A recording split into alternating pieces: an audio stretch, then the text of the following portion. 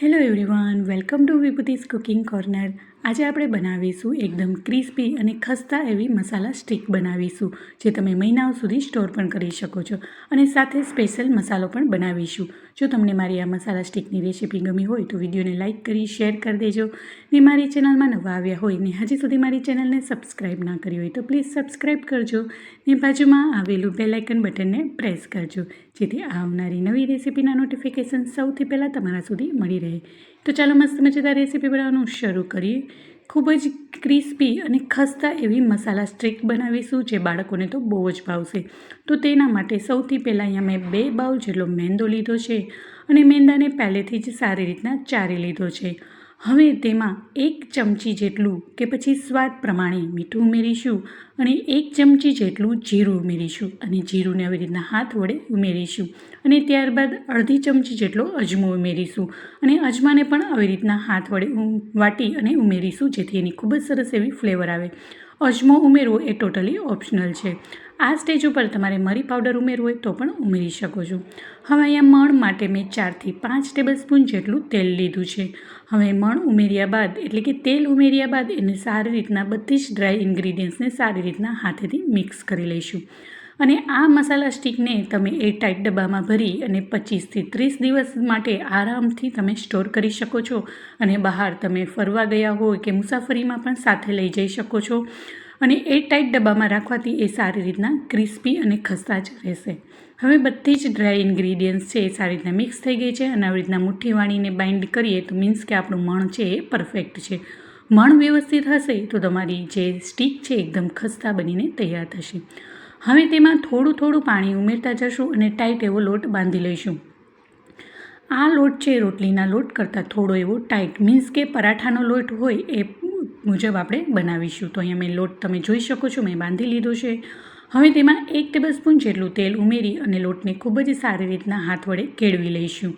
હવે આવી રીતના હાથ વડે કેળવાઈ ગયા બાદ એને ઢાંકણથી ઢાંકી દઈશું અને 5થી 10 મિનિટ માટે લોટને સેટ થવા દઈશું, જેથી આપણી સ્ટીક છે એ ખૂબ જ સારી રીતના સરસ બનીને તૈયાર થઈ જાય છે. હવે અહીંયા મેં લોટને ઢાંકણ વડે ઢાંકી દીધો છે. હવે એને રેસ્ટ આપીશું. તો 5થી 10 મિનિટ બાદ તમે જોઈ શકો છો લોટ છે એકદમ સારી રીતના સેટ થઈ ગયો છે. હવે ફરીથી તેલવાળો થોડો એવો હાથ કરી અને લોટને ફરીથી સારી રીતના કેળવી લઈશું. જેમ લોટ વ્યવસ્થિત કેળવેલો હશે એમ તમારી જે સ્ટીક છે એ સરસ બનીને તૈયાર થશે. તો હવે 2થી 3 મિનિટ માટે હું આવી રીતના હાથ વડે લોટને સારી રીતના કેળવી લઈશ. હવે લોટને મેં સારી રીતના મસળી લીધો છે. હવે તેનો એક મોટો લુવો લઈશું અને મોટો અને એકદમ આવી રીતના ગોળ રાઉન્ડમાં કરી લઈશું અને આપણે મસ્ત મજાની પાટલાની સાઇઝની મોટી રોટલી કરી લઈશું. હવે તમે જોઈ શકો છો મસ્ત એવો મોટો બધો મેં લુવો બનાવી લીધો છે. હવે પાટલામાં આવી રીતના કોરો લોટને ડસ્ટ કરી લઈશું અને ત્યારબાદ મોટી રોટલીની જેમ વણી લઈશું અને બની શકે એટલી મોટી રોટલી વણીશું.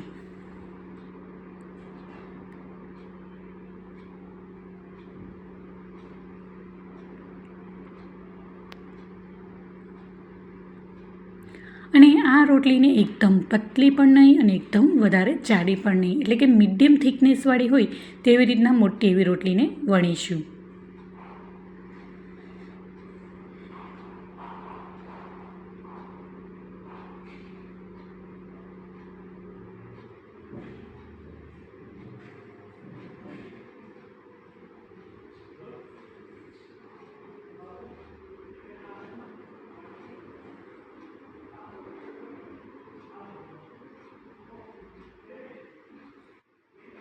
હવે તમે જોઈ શકો છો મસ્ત એવી રોટલી વણાઈ ગઈ છે અને બધી સાઈડથી ઇક્વલી આપણે વણી લઈશું, એટલે કિનારીએથી પણ વણી લઈશું, જેથી કિનારી પણ જાડી ન રહે. તો તમે જોઈ શકો છો આટલી થિકનેસ હોવી જોઈએ. તો હવે મસ્ત મજાની મોટી એવી રોટલી વણાઈ ગઈ છે. હવે આપણે એને કટ કરીશું.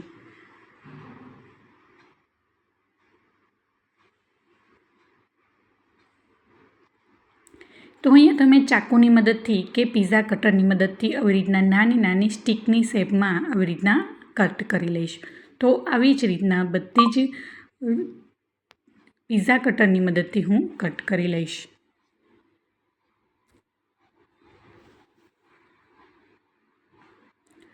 હવે બધી જ ટ્રીપને મેં સારી રીતના સ્ટીકના શેપમાં કટ કરી લીધી છે. હવે વચ્ચેની સાઈડ એક મોટો કટ લગાવીશું, જેથી આપણી સ્ટીક છે એ મીડિયમ સાઇઝની બનીને તૈયાર થશે. તો તમે જોઈ શકો છો મસ્ત એવી આપણે સ્ટીકને આપણે કટ કરી લીધી છે. તો તમને બતાવું તો બહુ વધારે પતલી પણ નહીં અને એકદમ વધારે સ્ટીક પણ એકદમ જાડી પણ નથી થઈ, એટલે કે મીડિયમ થિકનેસવાળી આ સ્ટીક બનીને તૈયાર થઈ ગઈ છે. અને આ સ્ટીક તમે ચોક્કસથી ઘરે બનાવજો, બાળકોને તો બહુ જ ભાવશે, એટલી ચટપટી બનીને તૈયાર થઈ છે. તો આવી જ રીતના બધી જ સ્ટીકને હું બનાવી લઈશ અને આવી રીતના 1 બાય 1 પ્લેટમાં રાખતા જશું અને બનાવતા જઈ અને સાથે તુરંત એને તળી લઈશું. એને રાખવાનો પણ જરૂર નથી. તો આવી જ રીતના બધી જ સ્ટીક મેં બનાવી લીધી છે. હવે તેને તળી લઈશું. તો અહીંયા તળવા માટે મેં પહેલેથી જ સાઈડમાં તેલ પણ ગરમ થવા માટે મૂકી દીધું હતું. હવે આપણું તેલ પણ સારી રીતના ગરમ થઈ ગયું છે. હવે એને તળી લઈએ. તો તળવા માટે મીડિયમ ટુ હાઈ ટેમ્પરેચર ઉપર જ તેલને થવા દઈશું અને આપણે એને તળી લઈશું. જો વધારે હાઈ ટેમ્પરેચર ઉપર તળીશું તો આપણી સ્ટીક છે એકદમ ઉપરથી લાલ થઈ જશે અને અંદરથી ચવડ રહેશે. એટલે મીડિયમ ટુ હાઈ ફ્લેમ પર જ આપણે એને તળી લઈશું. જ્યારે તેલનું ટેમ્પરેચર હાઈ થઈ જાય ત્યારબાદ એની ગેસની ફ્લેમને આપણે મીડિયમ કરીશું. હવે 1 બાય 1 બધી જ સ્ટીકને આવી રીતના આપણે તેલમાં જેટલી સમાય કડાઈમાં એટલી ઉમેરી દઈશું અને લાઇટ બદામી કલર આવે અને ખસ્તા બને ત્યાં સુધી આપણે એને તળી લઈશું.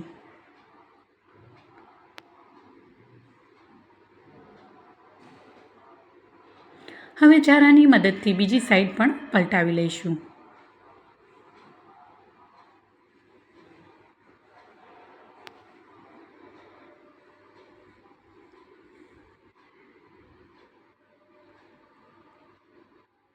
અને આ સ્ટીક છે તમે ચા સાથે, કોફી સાથે અથવા તો એમને પણ એટલી જ ટેસ્ટી લાગે છે. બાળકોને લંચ બોક્સમાં પણ તમે આપી શકો છો.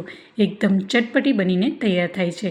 તેનો મસાલો સિમ્પલ હોવા છતાં પણ આ સ્ટીક છે એકદમ ખાવામાં ટેસ્ટી અને ખસ્તા લાગે છે.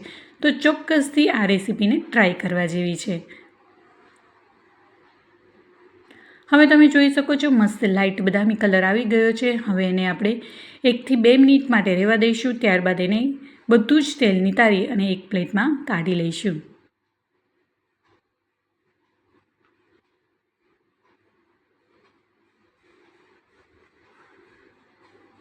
તો હવે આપણી સ્ટીક છે સારી રીતના તળાઈ ગઈ છે. હવે તેને એક પ્લેટમાં કાઢી લઈએ.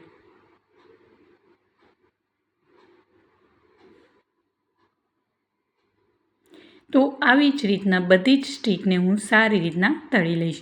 તો તમે જોઈ શકો છો બધી જ સ્ટીક છે એ તળાઈ ગઈ છે અને મસ્ત એકદમ ક્રિસ્પી બનીને તૈયાર થઈ ગઈ છે. હવે તેના ઉપર સ્પ્રિંકલ કરવા માટેનો મસાલો બનાવીશું. તો અહીંયા મેં નાનો એવો બાઉલ લીધો છે. હવે તેમાં 1 ચમચી જેટલું સંચર પાવડર અને 1 મોટી ચમચી જેટલું મેં કાશ્મીરી લાલ મરચું પાવડર લીધું છે. તેનાથી તીખાશ પણ વધારે નહીં આવે અને કલર પણ સરસ પકડાશે. હવે બધું જ સારી રીતના ચમચીની મદદથી મિક્સ કરી લઈશું. આ મસાલો માત્ર આપણે લાલ મરચું પાવડર અને સંચર પાવડર ઉમેરીને જ સ્પ્રિંકલ કરીશું તો પણ એકદમ ટેસ્ટી અને ચટપટી બનીને તૈયાર થાય છે. તો ચોક્કસથી આ રીતથી સ્ટીકને ઘરે બનાવજો. ખાસ કરીને આ સ્ટીક બાળકોને તો બહુ જ ભાવશે. જો તમે એકવાર ઘરે બનાવશો તો ઘરમાં ફરીથી બનાવવાની ડિમાન્ડ થશે. હવે તમે જોઈ શકો છો સારી રીતના ચમચીની મદદથી મેં સંચર પાવડર અને લાલ મરચું પાવડરને મિક્સ કરી લીધું છે અને હવે તેને આપણે જે સ્ટીક બનાવી છે તેના ઉપર સ્પ્રિંકલ કરીશું અને જ્યારે સ્ટીક ગરમ હોય ત્યારે જ એના ઉપર આ મસાલાને આપણે સ્પ્રિંકલ કરીશું, જેથી મસાલો છે સ્ટીક સાથે સારી રીતના ભળી જાય. હવે આવી રીતના થોડો મસાલો આપણે ઉપરથી છાંટતા જશું અને હાથ વડે આવી રીતના મિક્સ કરી લઈશું અને આવી રીતના આપણે મિક્સ કરતા જશું અને ફરીથી મસાલો આપણે ઉપરથી સ્પ્રિંકલ કરીશું. તો મસ્ત મજાની આપણી એકદમ ક્રિસ્પી, ખસ્તા, ચટપટી મસાલા સ્ટીક બનીને રેડી છે. હવે આ ઠંડી થઈ ગયા બાદ તેને તમે એરટાઇટ ડબ્બામાં ભરી ને તમે આસાનીથી 25 થી 30 દિવસ માટે તમે રાખી શકો છો અથવા તો તમે જ્યારે પણ મુસાફરીમાં ગયા હોય ત્યાં પણ લઈ જઈ શકો છો. તો તમને તોડીને બતાવું તો તરત જ આવી રીતના તૂટતાની સાથે જ ભૂક્કો થઈ જાય છે, એટલે એકદમ સરસ ખસ્તા બનીને તૈયાર થઈ છે. હવે તેને સર્વિંગ પ્લેટમાં લઈ લીધી છે. તો જોતાં જ ખાવાનું મન થઈ જાય તેવી સુપર ટેસ્ટી અને ક્રિસ્પી મસાલા સ્ટીક બનીને રેડી છે. તો કેવી લાગી આજની મારી આ મસાલા સ્ટીકની રેસીપી મને જરૂરથી કમેન્ટ્સ બોક્સમાં જણાવજો. જો તમને મારી રેસીપી ગમી હોય તો વિડીયોને લાઇક કરી શેર કરી દેજો અને મારી ચેનલમાં નવા આવ્યા હોય ને હજી સુધી મારી ચેનલને સબસ્ક્રાઈબ ના કરી હોય તો પ્લીઝ સબસ્ક્રાઈબ કરજો ને બાજુમાં આવેલું બેલ આઇકન બટનને પ્રેસ કરજો જેથી આવનારી નવી રેસીપીના નોટિફિકેશન તમારા સુધી મળી રહે.